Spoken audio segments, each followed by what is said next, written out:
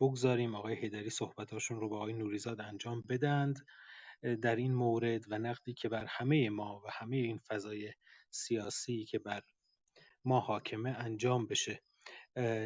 ظاهرا آقای حیدری یک مقدمه هم روی حرفاشون دارند فکر کنم.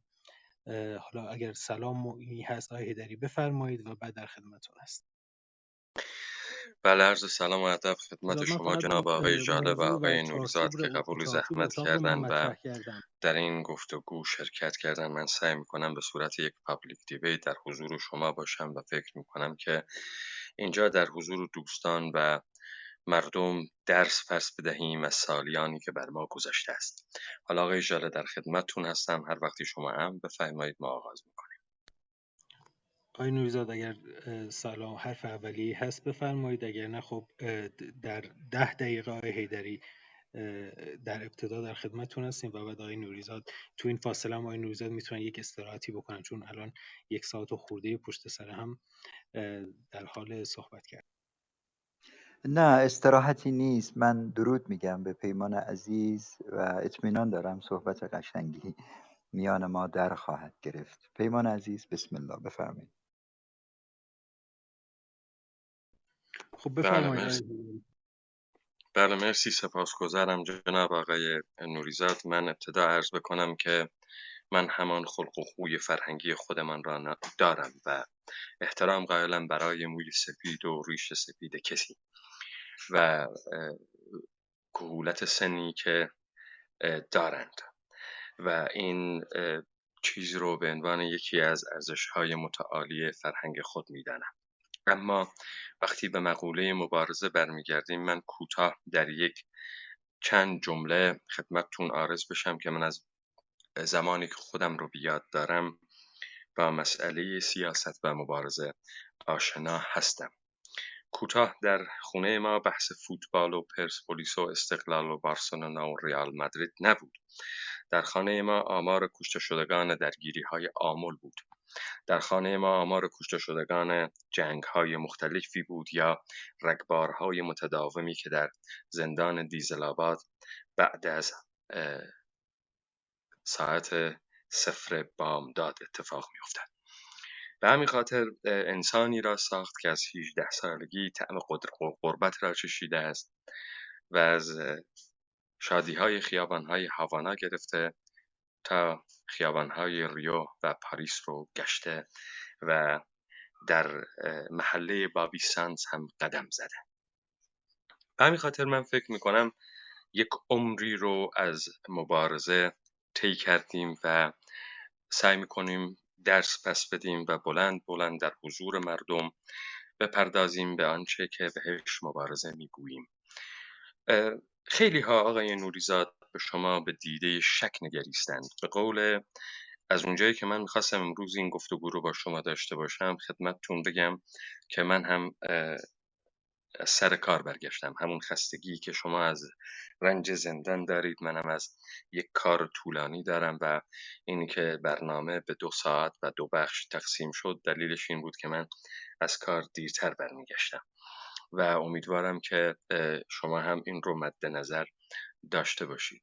اما من یادم میاد که داشتم فکر میکردم که با جناب آقای نوریزاد از چه دری صحبت بکنم. دیدم که شما بسیار ادیبانه به مسائل میپردازید، با تماثیل صحبت میکنید و ادبیات رو هم دوست دارید، هم میپسندید، هم برش اشراف دارید. من هم سعی میکنم که کلامم رو با آرایه‌های ادبی، تماثیل ادبی و استفاده کردن از آثار بزرگ ادبی نقطه نظراتم رو ارائه بدم. ببینید آقای نوریزاد، حسین پناهی شعری داشت میگفت که شک دارم به ترانه‌ای که زندانبان و زندانی با هم زمزمه میکنند. در جمهوری اسلامی که مجال نفس کشیدن و فعالیت مدنی برای آقای علی اکبر هاشمی رفسنجانی موجود نیست و استخریش میکنند، خب و کسان دیگری که شما میدانید، خیلی سخت است باور این که با جمهوری اسلامی در افتاد و هزینه های بسیار بسیار سنگین نداد. این اون منظری است که مردم عادی می‌نگرند. مردم عادی تحلیل محتوا نمی‌کنند. مردمان عادی به عینیاتی که می‌بینند بسنده می‌کنند. به همین خاطر سعی نمی‌کنند عمق ماجرا و محتوای داستان رو بررسی بکنند. از اونجایی که من با یاران و دوستان خودم سعی میکنم که در این مقوله مبارزه بسیار با دقت حرکت بکنم و تبدیل نشم به شخصیت گالیور در سفرهای گالیور جاناتان سویفت، اینجا یک مثالی بیارم آقای نوریزاد از گالیور. گالیور داستانی است که آشنای ذهن همگی ما هاست. همگی در دوران کودکی گالیور را دیده ایم. گالیور یک دریابان بود که در جزیره کوتوله‌ها و سرزمین لیلیپوت قرار گرفت و از اونجایی که گالیور یک شخص عادی این جوامع ما بود، اما در بیان کوتوله‌ها به غول تبدیل شد و دائما احساس میکرد که دیگران رو داره له میکنه، از دیگران بسیار بزرگتر، یه غول عجیبیه. همین عادتی رو که در سرزمین لیلیپوت کرد بعداً به لندن آورد با خودش. در جایی که همه هم قد او بلکه از او درشت هیکلتر بودند، باز گالیور دارای همان احساس بود و ناگهان آبران خیابان‌های لندن رو مورد خطاب قرار میداد با عصبانیت که زیر دست و پای او له نشوند. ما در جهان کوتوله‌ها زندگی می‌کنیم جناب آقای نوریزاد. در جهان کوتوله‌هایی که بعضی مواقع امکان داره به من نوعی این احساس داده بشه که گالیور سرزمین لیلیپوت هستم.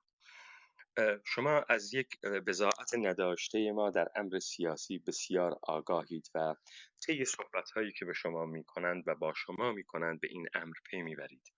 آنچه که تحت نام مبارزه داره بهای سنگینی براش داده میشه از زندگی شخصی کسی به نام آقای نوریزاد یا خانمی به نام نرگس محمدی یا کسانی از این دست که خانوادهشون تحت تاثیر زندگی که نمی کنند، مشقتی که تحمل می کنند، زندانی که متحمل می شوند و لذایزی که نصیبشان نمی شود. و محمد نوریزاد در گفتگویی که امروز با دوستی داشتن گفت 6 نفر را به من معرفی بکن.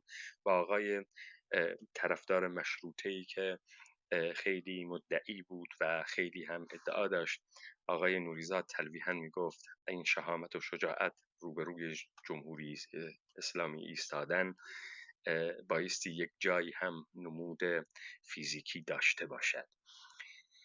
بذارید من از اینجا آغاز بکنم. من سعی میکنم که صحبتام رو آقای حجیر شما به من تذکر بدید از اونجایی که باعث خستگی جناب آقای نوریزاد و مستمعین نشوم.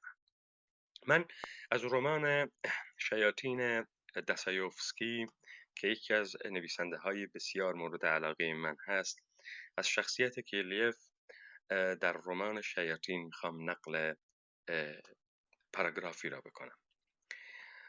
آقای کیلیف در این رمان میگوید یک سنگ بسیار بزرگ را مجسم کنید که بالای سر شما آویزان است.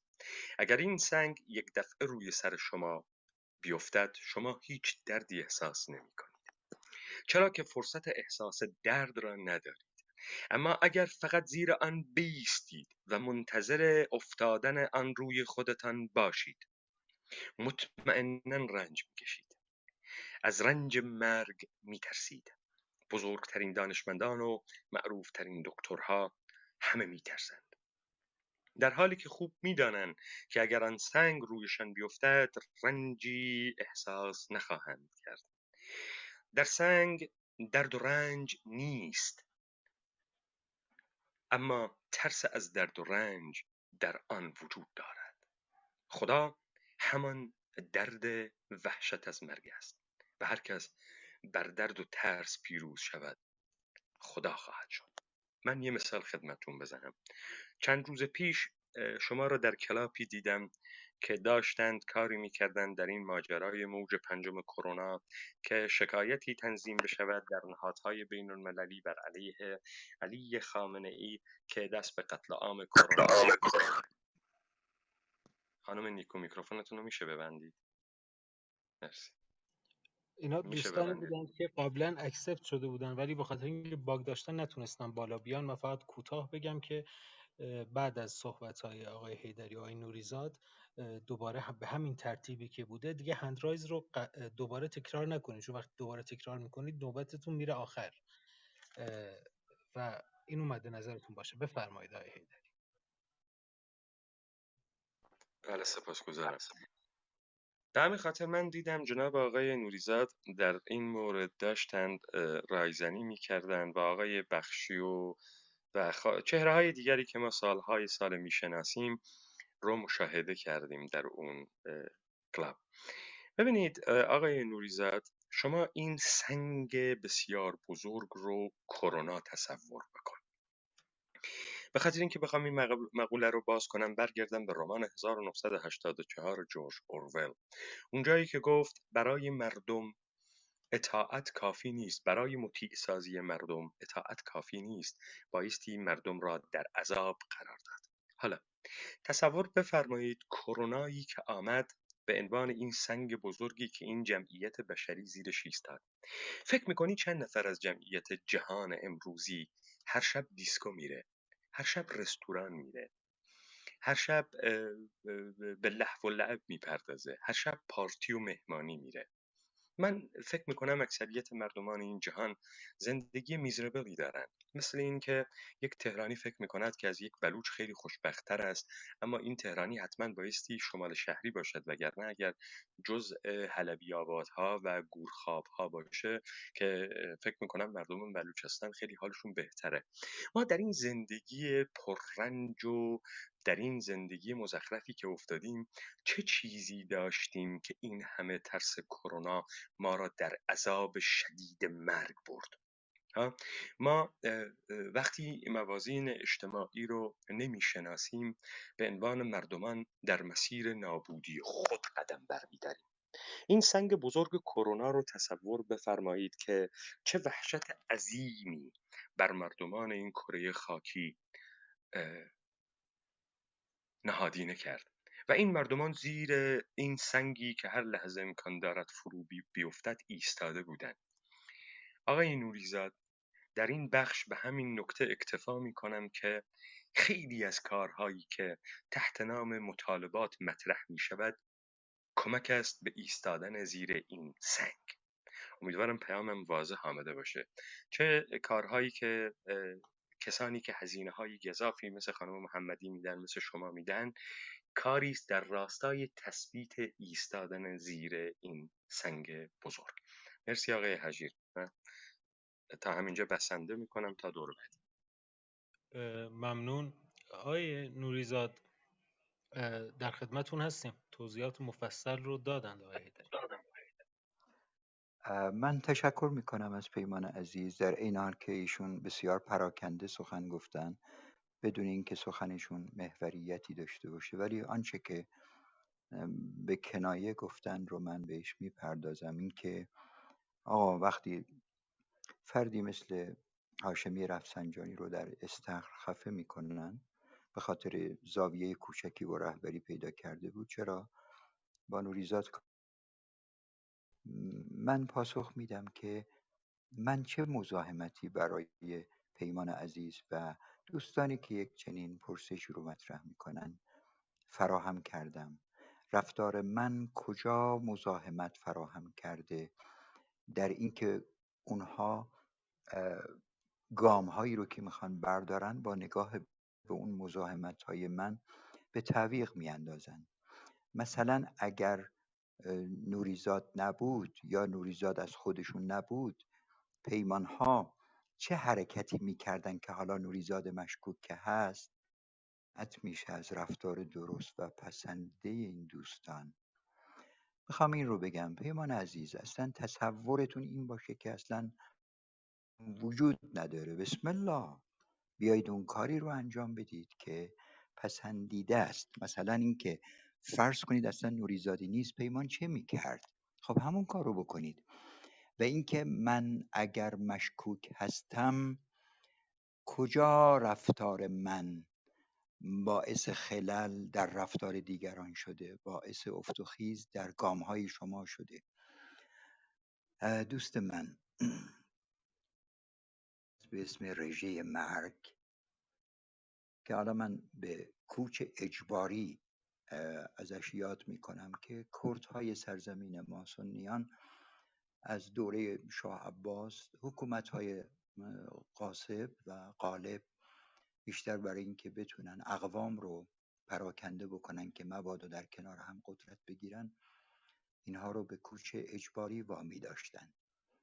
به ویژه مثلا من رفتم پای کوه تفتان در خاش و باور میکنید جماعتی کرد اونجا دیدم که لباس کردی داشتن، چادر داشتن، در این حال که خانه و زندگی داشتن. مثلا بانوانشون لباس کردی داشتن، اصلا واژگانی که به کار می بردن کردی بود، با هم صحبت می کردن و اتفاقا فامیلیشون هم کرد بود.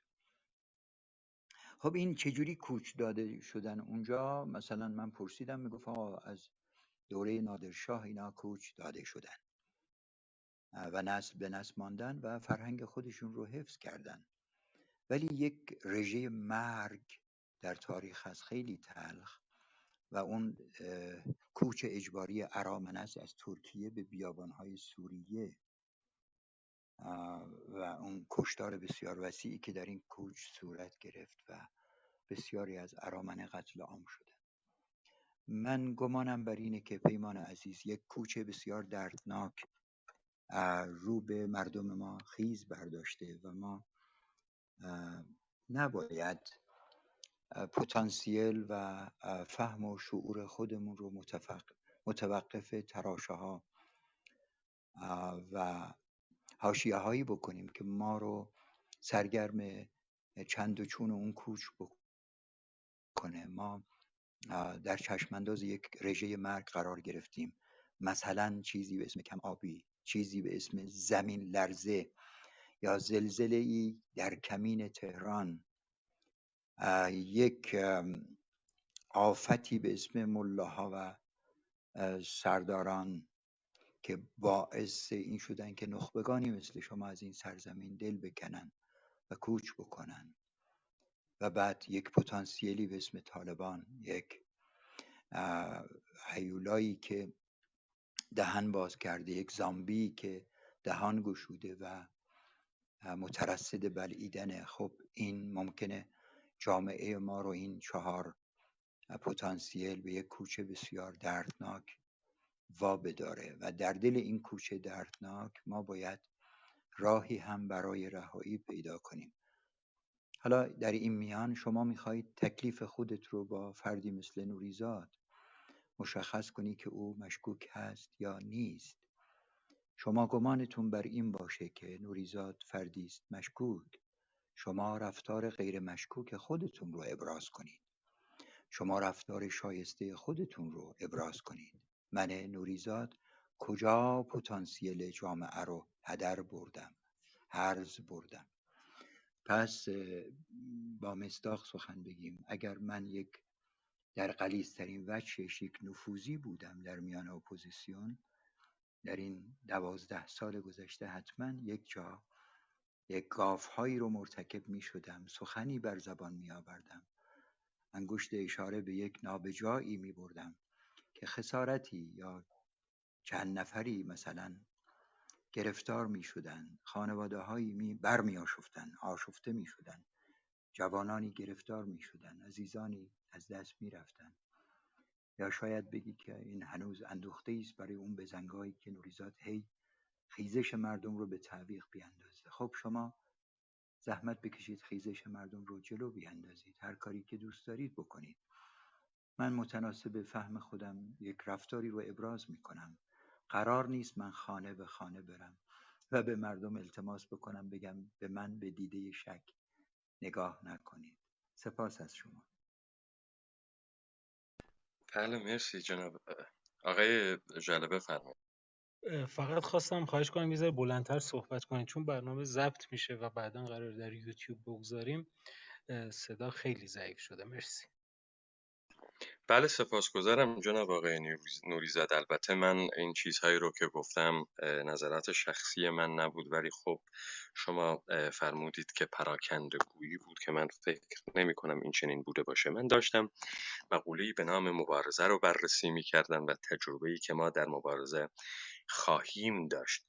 ببینید جناب آقای نوریزاد، الانی که من در حضور شما قرار دارم، من از شما یک بهره بردم. اون بهره اینه که شما مخاطبینی دارید و این تریبون خودتون رو در اختیار من قرار دادید.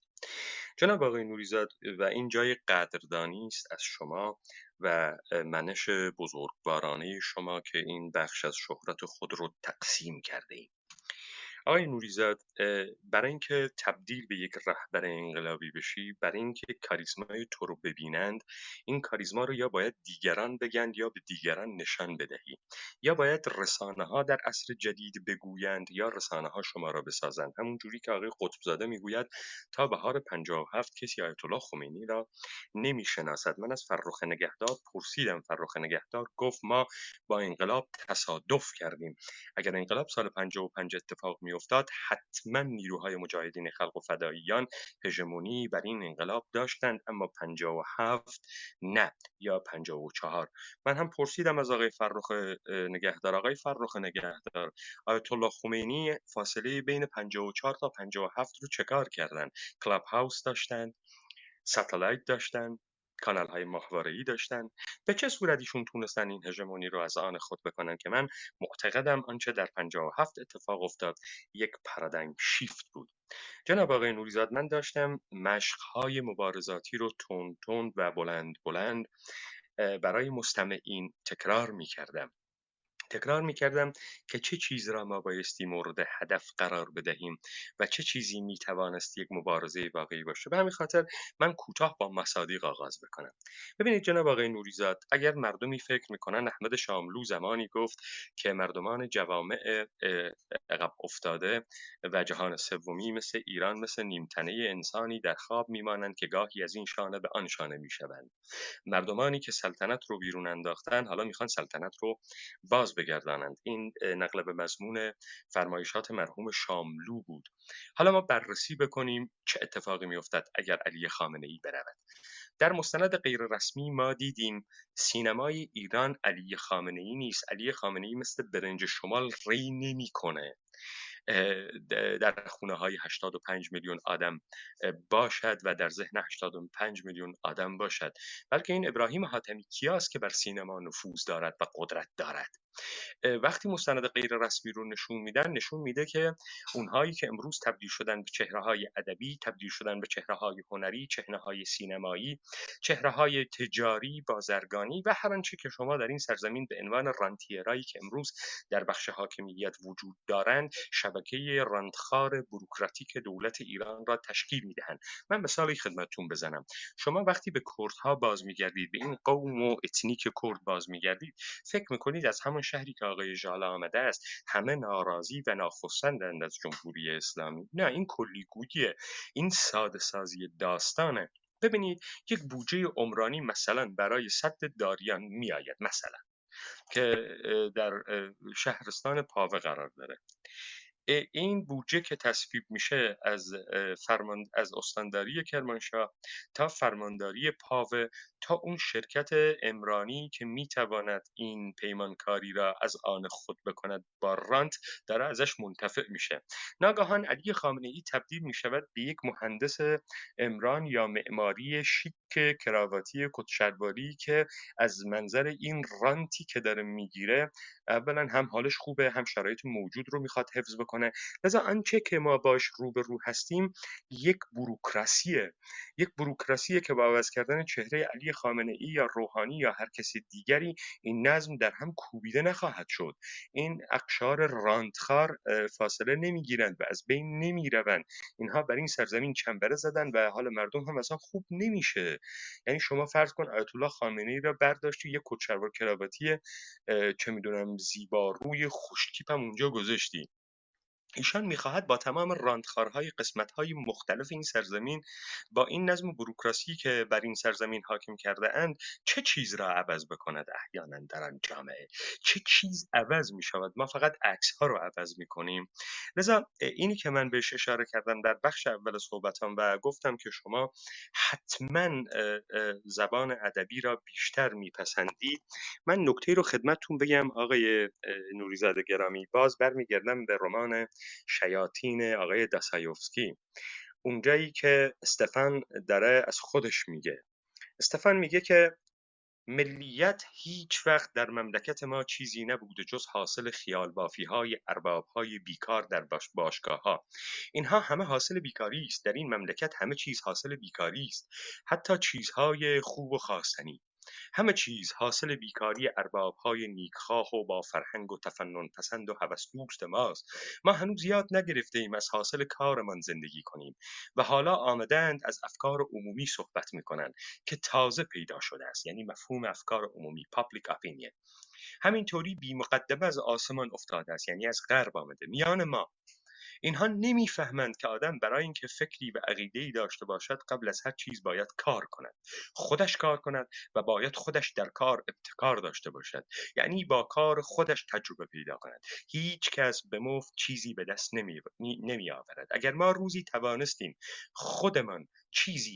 خودمان کار کنیم، عقیده‌ای هم خواهیم داشت و آن وقت میتوان انتظار داشت که افکار عمومی هم پیدا شود. اما چون ما هرگز تن به کار نخواهیم داد، صاحب عقیده کسانی خواهند بود که تا امروز به جای ما کار کردند. آنچه در سرزمین ما اتفاق میفته اینه که ما اصولا داریم نمایش مبارزه میکنیم. ببینید جناب آقای نوریزاد، این بر ما تحمیل شده. ما در این فضای ماتریکسی هستیم. شکل دولت‌های جدید یا آنچه که می شود به نوعی از آقای واسلاو هاول هم وام گرفت، اما این گونه نیست. دولت‌های پسا توتالیتری، آنچه که واسلاو هاول اسم میگذاره، و مردمانی که در دروغ دارن زندگی میکنن و دولتی که دیگه قابل چیز نیست، تخریب نیست و نابودی نیست. ما در جهان امروز از خودمون بایستی سوال بپرسیم چرا در کشوری مثل فرانسه، مثل بریتانیا، مثل کشورهای اروپایی اتفاق انقلاب نمیافتد؟ به خاطر اینکه در این کشورها غیاب اقتدار هست، به خاطر اینکه شما نمیدونی به کی حمله بکنی. آنچه انقلاب‌های کلاسیک را شکل داد شخصیت مقتدر یک شخص تاجدار بود، چه انقلاب روسیه، چه انقلاب چین و چه انقلاب‌های مختلف دیگری. ما در ادبیات چپ دو نوع مبارزات چپ و انقلاب داریم، یا جنگ طبقاتی یا اتحاد نیروهایی که بر علیه اقتدار یک چهره مقتدر دور هم جمع می‌شوند. در کشورهای اروپایی، میخوام آقای جلال، من کوتاه میکنم تموم میکنم. در کشورهای اروپایی جدید شما دیگه چهره مقتدر نمیبینید تا کسی حول این اتحادی بکند. در جمهوری اسلامی هم به همچنینه. علی خامنه‌ای خودش تبدیل شده به اپوزیسیون، خودش انتقاد میکنه از جمهوری اسلامی. اینجا شما نمیدونی به کی بایستی حمله بکنی، لذا هیچ اتحادی اتفاق نمیافتد. این حکومت ها هنجار سازی میکنن، مطالبه سازی میکنن. دستگاه اطلاعاتی امنیتی کارش ساختن مطالبات و هنجارهاست. حالا من در قسمت بعدی به این خواهم پرداخت. بفرمایید آقای جلال. میخوام، من زمانبندی از دستم در رفت. خواهش میکنم. فقط ما از این بخش تقریبا 10-15 دقیقه تایممون مونده. آقای نوریزاد، آقای حیدری لب کلامشون این بود که چون خیلی از دوستان آقای حیدری به منم پیام دادن که اگر ممکنه خیلی صریح و خلاصه مطلب ها رو بیان کنند.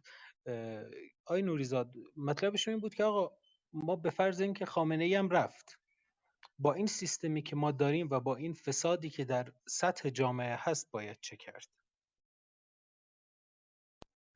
خب چرا فکر کردی من اینو در نیافتم؟ شما توضیح دادیم. ببخشید، نه چون یه صحبت طولانی شد من یادداشت کرده بودم، ببخشید. بله، یه رمانی میخواندم به اسم دما که در اون رمان شخصیت قهرمان لاشه خداوند رو بر دوش گرفته و از یک کوه بالا میره و به قله کوه که میرسه لاشه خدا رو که زنده است بر یک تخت سنگ تکیه میده و به او فریاد برمی آوره که تو بودی که در دنیا فساد ایجاد کردی، تو بودی که بشر خلق کردی، تو بودی که در ذهن بشر ها رو نهادینه کردی. پس اگر فسادی در جامعه هست معطوف به خود توست. دماگوژی یک اصلا واژه به اصطلاح اجتماعی است، یک ترادیشن یا ترادیسیون، یک سنت رسوم اجتماعی است که معنیش عوام فریبی است، اغوای مردم با شعارهای به ظاهر شیک و فریبنده است. مثلا همین کاری که رادیو و تلویزیون ما میکنه دماگوژی است. اون قهرمان داستان وقتی بر سر خدا فریاد میاره که این تو بودی که منو خلق کردی، این تو بودی که رفتار منو پیشا پیش در من نهادینه کردی، به یک تعبیری او داره به یک خودفریبی و یک عوام فریبی رو بر دوش خدا میگذاره و میگه که تو پیشا پیش رفتار من رو در من نهادینه کردی. این نگرش غلطی است که ما، حالا توی قرآن هم هست که میگه افوض امری الی الله، یعنی من تمام کارهای روزمره خودم رو بارش رو بر روی دوش خدا میگذارم. خب این بسیار ناپسنده که آدم مثلا کار خودش رو، بار خودش رو بر دوش دیگری بگذاره، اگرچه اون فرد دیگر خداوند باشه. من اصلا بحث مذهبی نمیخوام بکنم، اما این ترادیشن یا ترادیسیون، سنت و رسوم اجتماعی در جامعه ما به یک دماگوژی بسیار بزرگ و به یک عوام فریبی بسیار بزرگ منجر شده که مثلا شما رادیو تلویزیون ایران رو، حاکمیت ایران رو جوری میبینید که دروغه.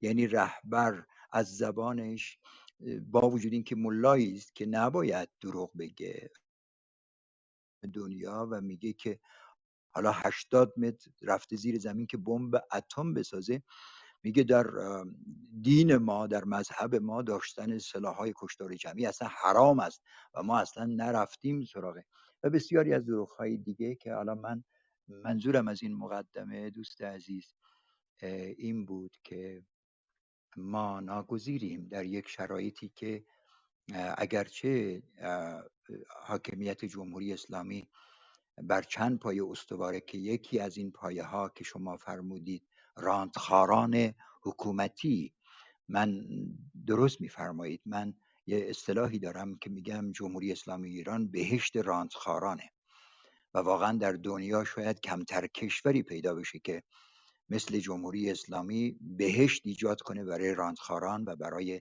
اونایی که قانون رو دور میزنن، رشوه میدن و رشوه میگیرن و بعد کارهای بسیار بزرگ انجام میدن و پولهای کلان رو جابجا میکنن، زمین خاری های بسیار بزرگ، پولشویی های بسیار بزرگ. مثلا ستاد اجرایی فرمان امام یک امپراتوری بسیار بزرگ، یک رانت بزرگه. یا مثلا آستان قدس رضوی یک رانت بسیار بزرگی، اگرچه چسبیده به حاکمیت، ولی در حواشی او شخصیت های بسیار پراکنده ای هستند که از این رانت بسیار بزرگ ارتزاق میکنن. حالا من میگم که اگر این مسئله رو عمده بکنیم، یه قولی رو برای خودمون میسازیم، یعنی یک لاشه‌ای رو باید بر دوش بگیریم و به سمت بالای کوه بریم و این لاشه رفته رفته اونقدر سنگین بشه که وقتی او رو به کوه میرسانیم، به بالای کوه، باید به او پرخاشگری بکنیم، بگیم که تو بودی که فساد رو در ما نهادینه کردی. الانم باید به جامعه فردای ایران بگیم که آقا ما اگرچه یک فرد فوکل کراواتی و مثلا تر و تمیز رو به جای خامنه ای گذاشتیم، ولی با این راندخاران چه بکنیم؟ یعنی یک گوی بسیار سنگین رو به دوش یک قهرمان داستان که مردمان ایرانن دادیم که او عرق ریزان داره از دامنه کوه بالا میره و توی مسیر هم به خودش میگه حالا من این بار رو به یک جایی رساندم، با راندخارا چه بکنم؟ من میگم دوست عزیز، ما ناگزیر از حرکتیم، ما ناگزیر از پیمودن این راه هستیم، اگرچه بر سر راه ما مرتب بنبست بر بنبست بیفزایند. اصلا شعور ما ایجاب میکنه، خرد ما ایجاب میکنه که ما در این راه به راهپیمایی فرو شویم. و هرگز از اینکه بنبست پیش روی ماست از رفتن باز نایستیم. اصلا موجودیت ما در این پیمایش بسیار بزرگ معنا پیدا میکنه. ما اگر راه بیفتیم، به قول مثل معروف، خود راه بگویدت که چون باید رفت. یعنی اگر ما راه بیفتیم، خامنه ای رو به زیر بکشیم، به اصطلاح ملاها رو به زیر بکشیم، ما سرداران سپاه رو و دم و دستگاه اینها رو به زیر بکشیم، راندخاران یکی از گزینه‌های بسیار کوچک و یکی از سنگلاخ‌های حتما پیمودنی در مسیر راه خواهند بود که میشه این زبری ها رو تراشید، صیقل داد و راه رو هموار کرد. سپاس از شما. ممنون آقای نوریزاد. آقای حیدری، مطلب اگر لطف کنید خیلی واضح و صریح هم بیان کنید، چون میگم تعداد زیادی از دوستان پیام دادن در این مورد. ما در خدمت شما هستیم. من توی این تایم صحبتتون و تایم صحبت آقای نوریزاد بعد از این هندرایز رو باز میکنم. من تمام کسانی که در نوبت بودن، چون فکر نکنم بیشتر از 5 نفر زمان باقی مونده باشه، چون اتاق تا ساعت 1 هست به وقت ایران، من هندرایز رو باز میکنم و اون افرادی که دستشون بالا بود و قبلا من یادداشت کرده بودم به ترتیب بالا میارم. من بازم عذرخواهی میکنم به خاطر کمبود زمان. مرسی. بله مرسی آقای ژاله. البته عرض کنم خدمت شما که این بحث ها دامندراز هست و بایستی بهشون پرداخت. اینی که دوستان فکر میکنن داستان خیلی راحته، بعد من بیام اینجا 4 تا فوش به خامنه ای بدم ایشون انقلابی میشن. منظورم مستمعینیه که در اودینس برای شما پیغام فرستادن و بدون اینکه به مسائل بپردازن. ببینید آقای نوریزاد امروز از کوچ ارمنی ها صحبت کرد. از اون وضعیت اردوگاهی که در اوایل قرن 20 بر جهان حاکم شد، نوعی از حاکمیت دولت مدرن بر جهان. خب اینها قابل نقد آقای ژاله، نمیشه به اینها نپرداخت. مثلا جناب آقای نوریزاد میفرمایند ما بایستی با راندخارها روبرو بشیم اما نبایستی جلو ما رو بگیره. بسیار عالی، من هم دقیقاً حرفم اینه. این راندخاران رو چگونه بایستی زد؟ این بوروکراسی رو چگونه بایستی زد؟ اگر ما قرار است تمرین بکنیم، اگر ما قرار است حاکمیت مردم درست بکنیم، اون وقت آقای ژاله ما بایستی حداقل این قسمت آخری رو بهش بپردازیم. ما بایستی به مقوله عدالت بپردازیم، به دولت به مدرن بپردازیم. ما به مقوله قوه قضاییه بایستی بپردازیم، به انحصار خشونت بایستی بپردازیم. بایستی بپردازیم که ببینیم چه اتفاقی در این دنیا افتاده. ما فکر میکنیم کسانی که در اروپا و آمریکا نشستن در جهان بسیار خوب و یوتوپیایی دارن زندگی میکنن، احیانا کسانی نیستن بر علیه این سیستم و در مقابل این سیستم و در مقابل کنترل شدیدی که میکند حرفی برای زدن داشته باشن. این گونه نیست. اگر پناهندگان این زمان از خاورمیانه آمده در اروپا و آمریکا بسیار مردمان مفلوکی هستند، این دلیل بی استعدادی ماست که چیزی نداریم از این جوامع غربی بگیم. و همین خاطر اگه اجازه بدید آقای ژاله من کوتاه یک مقوله رو مطرح بکنم. ببینید داستان دولت مدرن به اینجا برمیگرده، انحراف بزرگی که آقای هابز بهش دست میزنه و اون اینه که یک مفهوم لاتین رو به جای اینکه از معنای درست خود که به معنای رستگاری و عدالت هست درست معنا بکنند، به معنای ایمنی معنا میکنند یا امنیت معنا میکنند. شما امروز ریز و درشت مردم رو که میگیری باش صحبت میکنی، دولت ها و دولت مردان رو که میبینی دارن صحبت میکنن، از امنیت ملی صحبت میکنن، از مقوله‌ای به نام امنیت صحبت میکنن. این امنیتی که دارن مطرح میکنن که گویا وظیفه دولت مدرن این است که هستی فیزیکی انسانها را ازش محافظت بکنه. هستی فیزیکی انسانها یعنی خون انسانها را. و همین خاطر شما با مقولات دولت ملت ها که روبرو میشوید، اون وقت به دستگاه های امنیتی و پلیس برمیخورید. همین نظریه آقای توماس هابزه که اصولا دولت ملت رو بر مبنای برقرار کردن صلح درون اجتماعی پایدار میکنه و میگوید که در درون جامعه دشمن نیست، مردمان یک سرزمین رو بایستی از طریق دیپلماسی، از طریق گفتگو و از طریق قوه قضاییه مهار کرد. لذا به مردمان درون یک دولت ملت نمیگویند دشمن. دشمن کیه؟ دشمن پیکره دولت ملت دیگری است. به همین خاطر وقتی جمهوری اسلامی هم میخواد شما رو بگیره اعدام بکنه، تو رو منتسب میکنه به عربستان سعودی، تو رو منتسب میکنه به چه میدونم آمریکا، به اسرائیل، و تو رو به یک دشمن بزرگتری که دولت ملت منتسب میکنه و تو رو جز کارمندهای او میداند. به همین خاطر خمینی برمیگرده میگه که ما با کفر میجنگیم، با کرد نمیجنگیم. توجه می‌فرمایید. اینجا شما باید به این مفاهیم توجه داشته باشید، چون ابزار دست این هست. آقای کارل شمیت میاد یک تعریفی از دولت مدرن میکنه و میگه که سوژه جدید حاکمیت جدید احتیاج به یک وحدت داره و اون وحدت مردم است. مردم در مقام یک وحدت و تمامیت. مردم تا زمانی که از طریق نمایندگی یا فرایند بازنمایی سیاسی مرئی نشود هستی ندارد. مردم تا زمانی که از طریق نمایندگی یا فرایند بازنمایی سیاسی مرئی نشود هستی ندارد. بازنمایی کردن یعنی مرئی ساختن و حاضر ساختن موجودی نامرئی از طریق موجودی حاضر در انظار عمومی. به همین خاطر به سوژه حاکم صورت میبخشه و اراده اون رو بیان میکنه. ببینید این داستان باعث انحصار و خشونت میشه. خشونت چیزی نیست که انحصاری بشود و در دست حاکمیت قرار بگیرد، چون اخلاقا شما مقوله عدالت رو زیر پا میبرید، به خاطر اینکه این حاکمیت میتواند تحت نام وضعیت استثنایی و اضطراری تعلیق قانون بکند. وقتی تعلیق قانون میکند، هر آنچه شما از قدرت‌های طبیعی و حقوق طبیعی خودت به حاکمیت تفویض کردی، اون وقت اون رو تعلیق میکنه. نمونهش میشه چی؟ میشه کوچ ارمنی ها. نمونهش میشه چی؟ میشه مراحلی که یهودیان آلمان رو بهش دچار کردن. اول دفعه تبدیل به شهروند درجه دوم، بعدا اینها رو به کمپ های اجباری بردن و بعد راه حل نهایی یعنی وضعیت تعلیق قانونی. از روزی که این دولت ملت ایرانی برپا شده است تا به امروز ما در وضعیت تعلیق قانونی هستیم. شما توسط قانون به شهروندان یک مملکت تبدیل میشوی، توسط همان قانون تمام حقوق رو از شما سلب میکنن و توسط همون قانون شما رو نابود میکنن. به همین راحتی شما وقتی سر داستان رو پی بهش نبرید آقای ژاله، آقای نوریزاد، وقت ما داریم یک دور تسلسل باطل رو تکرار میکنیم. یک دور تسلسل باطل که ما یک حاکمیت بوروکراتیکی بر اساس قانون و بازار و ساختار دولت بر خود حاکم کرده ایم که تمام حقوق را از ما برده است. کوتاه سخن، من بارها شنیدم از بلوچ صحبت میکنید، از کرد صحبت میکنید. ببینید این کرد هیچ تصویر مرئی ندارد، هیچ هستی ندارد.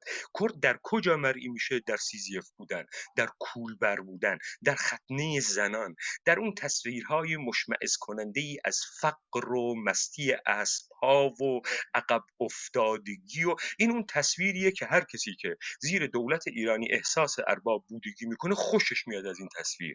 یعنی فوراً سعی میکنه طرف رو در مقام یک کرد حاشیه نشین برم میگرده بهش میگه کرد ما. من تا حالا ندیدم کردی بگه که فارس ما، یا بگه یهودی ما، یا بگه تهران ما. بگی تهران ما به حالشون بد میشه.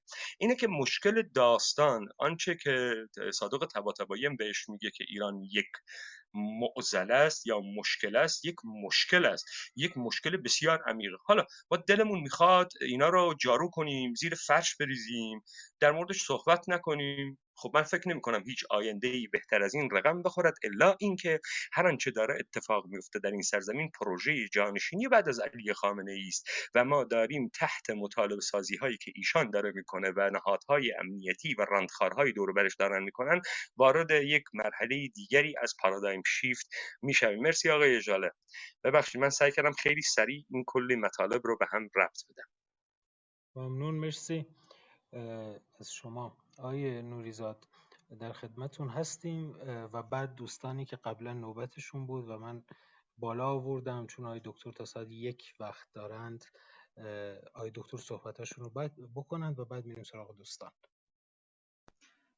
پیمان عزیز متشکرم. من بهره میبرم از این سخنان پراکنده‌ای که شما بر زبان جاری میکنید.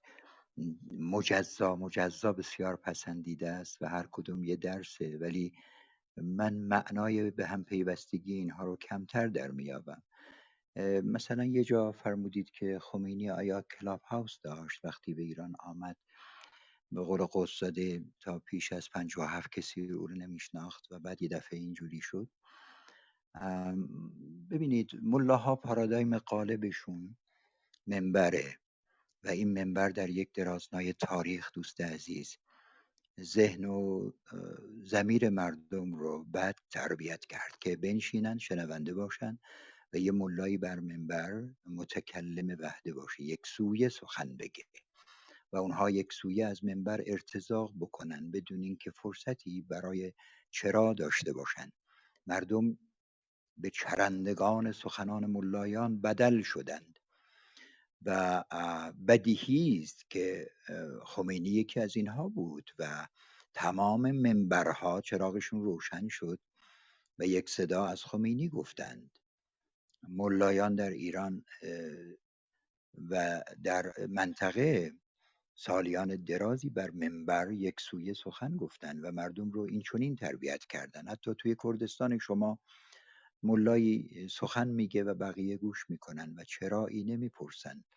این یک سوی سخنگویی موجب یک بی‌تربیتی بزرگ تاریخی شده که مردم ما به یک تعبیری خورندگان سخنان یک سویند که از بالا بر سر اونها فرو میباره بدون اینکه فرصتی برای پرسیدن یک چرا داشته باشند و خمینی در بستری از این منبر ظهور کرد و بدیهی است که این منبرها وقتی چراغ خاموششون روشن شد تمام جامعه رو متأثر کرد و خمینی متولد شد. اصلا نیازی به کلاب هاوس نداشت.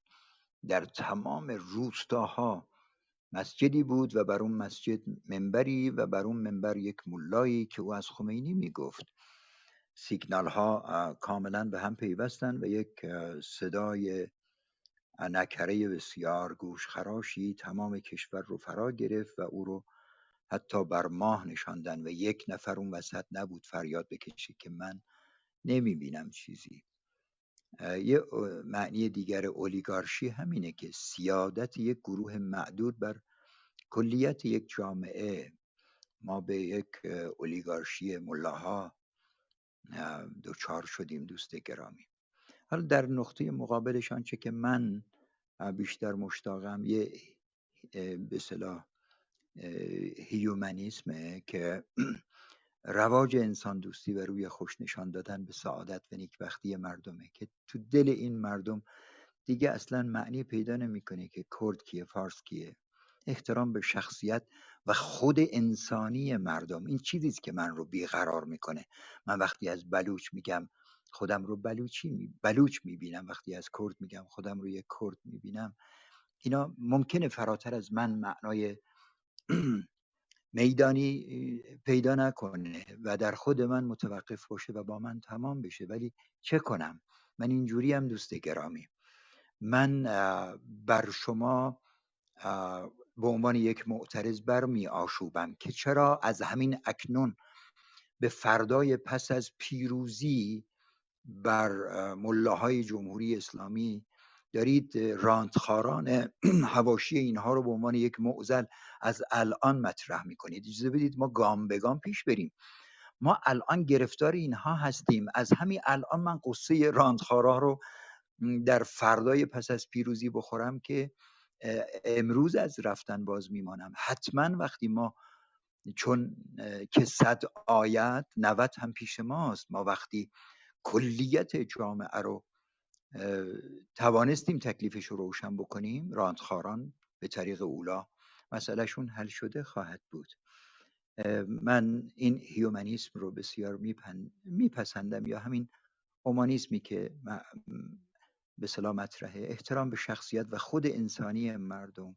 یعنی وقتی من در برابر یک کرد میستم به خود انسانی او به عنوان یک کرد احترام قائل بشم، فارغ از هر مذهب و مسلک و باور و فارغ از اینکه او ثروتمند یا توحید است.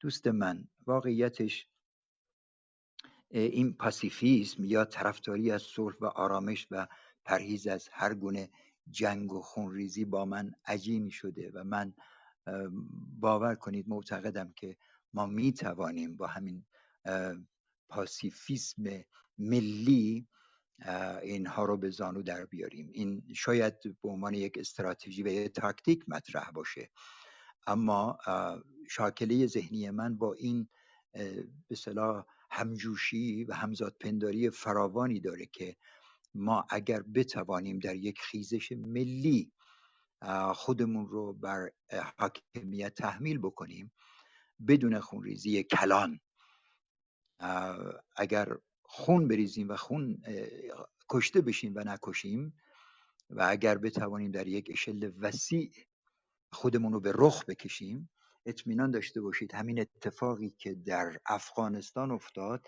در یک اشل بسیار وسیع در ایران رخ خواهد داد و یه دفعه می‌بینید همین ملاهای بزدل و ترسو پا به فرار میگذارن و کشور در یک اشل رؤیاگون من دارم تصویر میکنم. اصلا از آینده خبر ندارم، ممکنه بسیار خونین باشه، ولی من چرا اون ظرفیت رؤیاگون رو هم در یکی از گزینه‌های خودم جایی ندم که میتونه مثل تسخیر افغانستان توسط بخشی از معترضان یا جماعت ملی معترضان از هر گرایش و از هر استانی یا از هر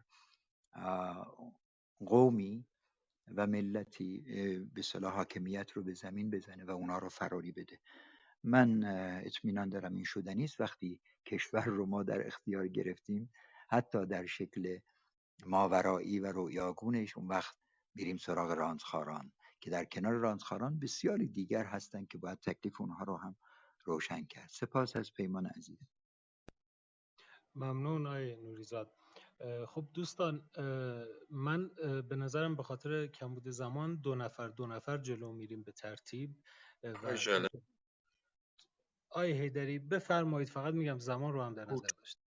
بله مرسی. من کوتاهی چیزی خدمتتون بگم جناب آقای نوریزاده. البته من در عرایزی که داشتم به شما هیچ وقت نگفتم که شما خارج از مقوله مبارزه صحبت میکنید، ولی شما دوبار من رو خطاب دادید که پراکنده صحبت میکنید. ببین آقای نوریزاد، وقتی شما در مبارزه قرار دارید حتما با مفهوم عدالت سر و کار دارید، حتما با آزادی سر و کار دارید.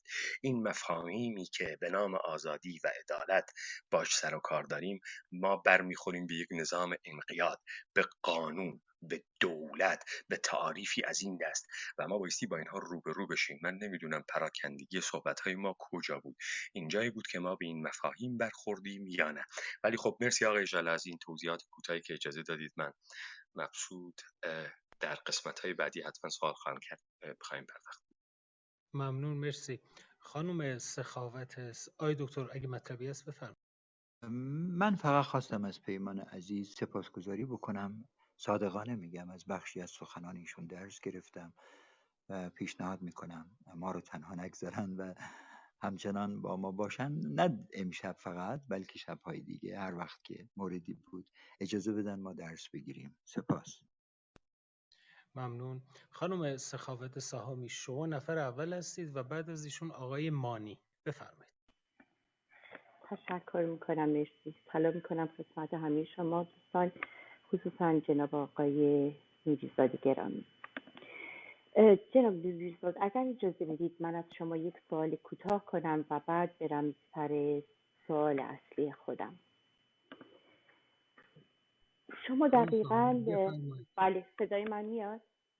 صدای من صداتون هست؟ فکر کنم با هندزفری خیلی صداتون ضعیف میاد. اگر هندزفری رو بردارید یک لحظه چشم، یک لحظه حتما، یک لحظه من اجازه بدید.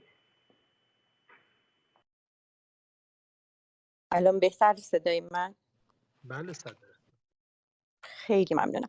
گفتم اگر اجازه بدید من یک سوالی کوتاه از جناب آقای نوریزاد بپرسم و بعد برم سراغ سوال اصلی.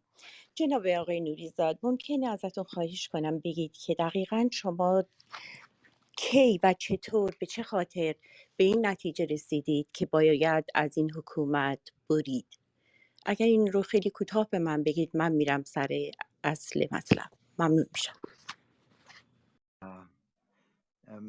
خانم سهامی، این پرسش رو من پیشتر پاسخ دادم و مفصله. البته من به شوخی میگم که من علت این که تغییر کردم از کنار یه برج نیمه کاره رد می شدم، بعد یه بشکه از اون بالا افتاد رو سرم، من یهویی تغییر کردم اما واقعیتش این هستش که ما اگر تغییر نکنیم باید در خودمون شک بکنیم.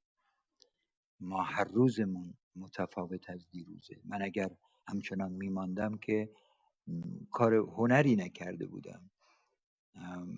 خب به هر حال یکی دیر یا یکی زود با این نظام زاویه پیدا کرده. شما فهیمتر بودید زودتر و من چون درون این خانواده بودم کمی دیرتر. ولی صادقانه میگم شاید از 5 سال پیش از سال 88 من زاویه گرفتم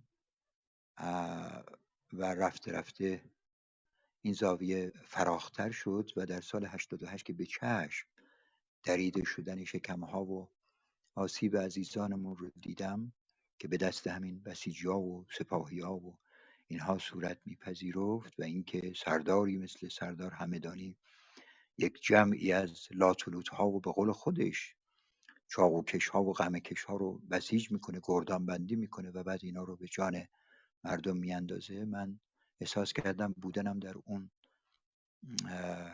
جناح یا در اون سمت خیانت به شعورمه، به فهممه و به مردم. بدی بود که راهم رو عوض کردم. حالا اگر فکر میکنید اشتباه کردم برگردم همون سمت. نه خیر، نه اصلا من نه، فقط میخواستم ببینم که نه چرا فکر 31 کردم سال طول کشید تا شما به این نتیجه برسید. 31 سال وقت بسیار زیادیه جناب آقای نوریزاد، زمانی که پدران ما تنها چند ماه بعد از این انقلاب متوجه شدم. ولی خب شما پاسخ خودتون رو دادید. جناب آقای نوریزاد، شما در 2 دسامبر 2018 به کشتار مخالفان که در دهه 60 توسط خمینی ملعون دچار شدند اشاره کردید و گفتید که با حتی حکم خلخالی که حاکم شهر منصوب خمینی بود، زندانیان سیاسی در تابستان 67 به دستور خمینی کشته شدند. آیا شما در سال 67 این رو ندیدید و طول کشید تا سال 2018 متوجه این کشتار شدید؟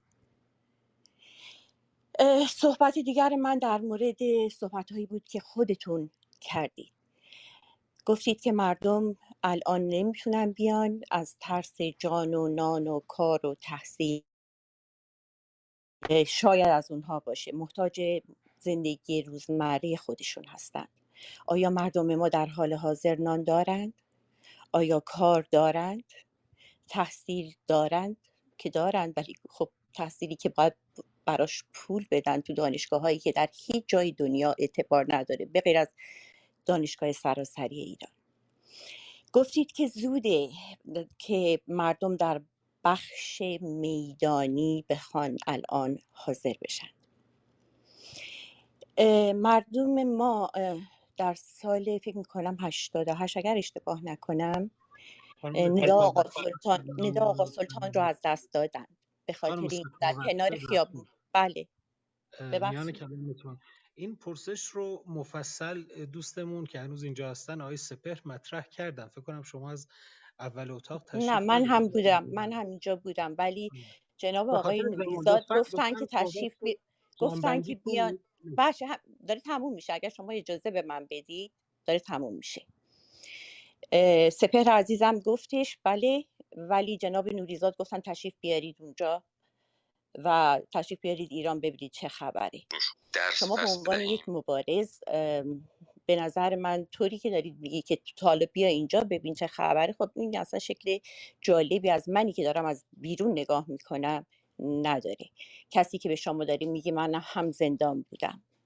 در هر حال گفت ندا آقا سلطان رو ما در سال 88 فکر میکنم اگر اشتباه نکنم، دوستان منو تصحیح کنید، که در کنار خیابان ایستاده بود و تیری بهش خورد، نه در تظاهراتی بود نه در هیچ چیزی شرکت کرده و فقط کنجکاو بود. این هموطن ما، خواهر ما، از دست دادیم. در حال حاضر جناب آقای نوریزاد ما روزی 1000 نفر داریم به خاطر کرونا از دست میدیم، درست مثل ندا آقا سلطان، ولی بینام و نشانند. و شما هیچ وقت هیچ چیزی نگفتید. اینها همه قتل‌های خاموش جمهوری ننگین اسلامی هستند و شما هیچی درباره اونها نمیگید. شما میگید که مادران داغدار، ما اگر حساب کنیم روزی 1000 نفر دارن میمیرند از کرونا، ما روزی 1000 مادر داغدار دیگر داره به ما اضافه میشه، به داغداران ما اضافه میشه و شما هیچی از اون نمیگید. آقای نوریزاد، آخرین سوالم را از شما خواهم کرد. آیا شما به پایه‌های نظام ننگین اسلامی اعتقاد دارید و فقط معتقدید که افراد، آخوندها، ملاها باید عوض بشن و نرگس محمدی ها و ستوده ها جای آنها را بگیرند؟ خیلی ممنونم از وقتی که به من دادید. ممنون از بانوی شما. گرامی بانوی گرامی، من اصلا این پرسش آخر شما شروع میکنم. عرض کنم که آقای دکتر ببخشید صداتون خیلی ضعیفه. من دارم اتفاقا رو به میکروفون صحبت میکنم. الان خوب بانوی شد. گرامی، الان بهتر شد؟ بله. الان کدوم یکی؟ اینجا خوبه؟ نه الان عالیه. بانوی گرامی، ببینید، من ضمن احترام نهادن به این شور شما و به یک تعبیری خشمی که در سخن شما هست و این حق شماست که با چهری یا با کلماتی عبوس از من پرسشگری بکنید، این حق شماست. بله، و من هم وظیفه